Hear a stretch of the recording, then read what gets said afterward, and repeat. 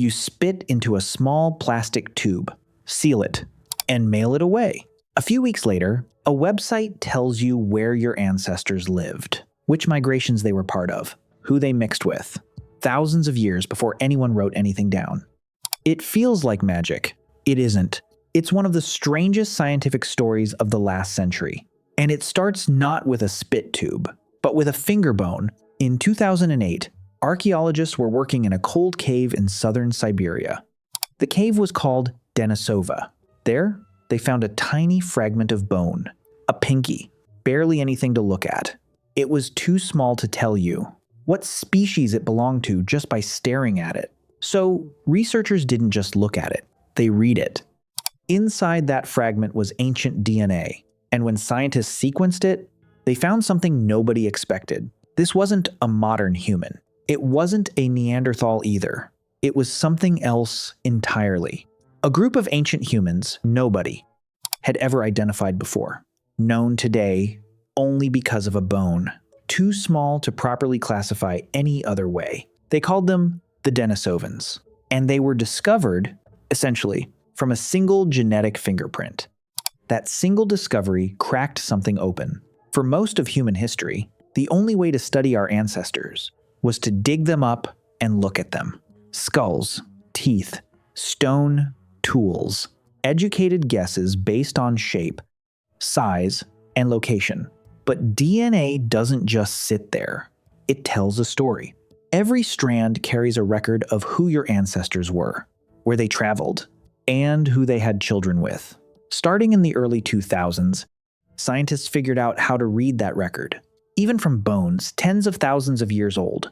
The person most responsible for making this possible is a geneticist named Svante Pääbo. For decades, he pursued something many scientists thought was nearly impossible: extracting usable DNA from ancient bones, without contaminating it with modern human DNA from the very people studying it. He succeeded, and in 2010, his team announced something that reshaped how you understand your own body.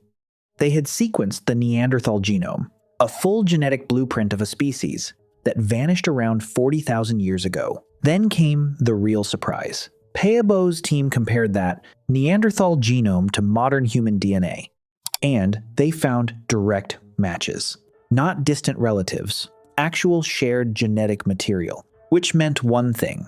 At some point, tens of thousands of years ago, Neanderthals and modern humans didn't just coexist. They had children together. If you have ancestry outside of Africa, there's a good chance you're carrying some of that history right now. Roughly 1 to 2% of your genome, in many non-African populations, traces directly back to Neanderthals. Not metaphorically, literally. Sitting inside your cells at this very moment. Pääbo would go on to win the Nobel Prize in 2022 for this work. Not for finding old bones, for learning how to make them talk. So now picture the map differently. Not a single line of modern humans marching cleanly out of Africa. A tangle. Different groups meeting, mixing, separating, meeting again. Neanderthals in Europe and Western Asia. Denisovans somewhere further east. And modern humans moving through both of their territories, again and again. Over tens of thousands of years. This is where a second researcher enters the story. A geneticist named David Reich. He built one of the largest ancient DNA labs in the world, and then he used it to do something almost audacious: reconstruct the movement of entire populations across continents, using nothing but genetic patterns, pulled from ancient skeletons. What Reich's research found didn't just add detail to the human story, it rewrote parts of it. Take Europe. For a long time, the assumption was simple. Farmers slowly replaced hunter-gatherers. And that was basically the whole story of ancient European ancestry.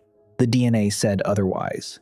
About 5,000 years ago, a massive wave of migration swept into Europe. It came from the steppes north of the Black Sea. An entirely different population arrived. They carried different genetics, different language roots, and likely domesticated horses. And this wasn't a gentle blending. In many regions, the genetic signature of the earlier population was almost completely overwritten within a few centuries. Reich's data suggests this wasn't just cultural influence. It was closer to a population replacement, something history books rarely mentioned, because nobody had the tools to see it until now. Why does any of this matter to you? Personally, you're scrolling through a family tree app on your phone, and the same technique used to uncover Neanderthals, Denisovans, and steppe migrations is now sitting in your own DNA results. Geneticist Johannes Krause worked alongside Pääbo on many of these early breakthroughs, and he pointed out something that should make you pause. Ancient DNA doesn't just tell you where people came from, it tells you how they lived. By studying DNA from ancient burial sites, researchers have identified patterns, invisible to almost any other kind of archaeology. Whether certain societies were built around women, staying in their birth communities while men moved elsewhere, or the reverse. Whether a group at a burial site was closely related, or strangers sharing the same sacred ground, even the eye color, skin tone, and disease susceptibility. All from people who died, thousands of years before anyone thought to write anything down. Ancient DNA has even traced diseases directly. Traces of plague-causing bacteria have been found in skeletons nearly 5,000 years old. That rewrites the timeline of one of history's deadliest diseases, and it suggests plague-shaped human populations long before the outbreaks you've read about in history class. Here's the part that should genuinely surprise you. Most of this science is barely older than the smartphone in your pocket.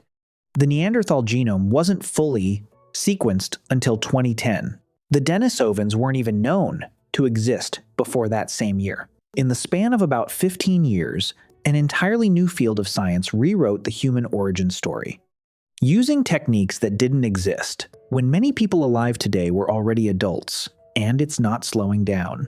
Every year, more ancient burial sites are sequenced. More unexpected migrations are uncovered. More hidden relationships between ancient populations are found. They're sitting quietly inside teeth and bone fragments.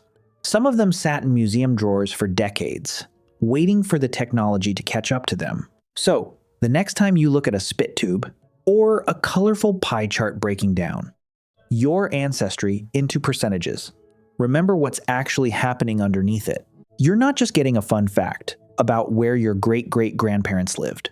You're looking at the tail end of a chain that stretches back through steppe migrations, through interbreeding with other human species, through tiny finger bones in Siberian caves, bones that quietly rewrote what it means to be human. You spit into a small plastic tube, seal it, and mail it away. And somewhere inside that small vial is a story, tens of thousands of years old, waiting, the same way it waited inside a bone fragment in a cold Siberian cave, waiting for someone to finally learn how to read it.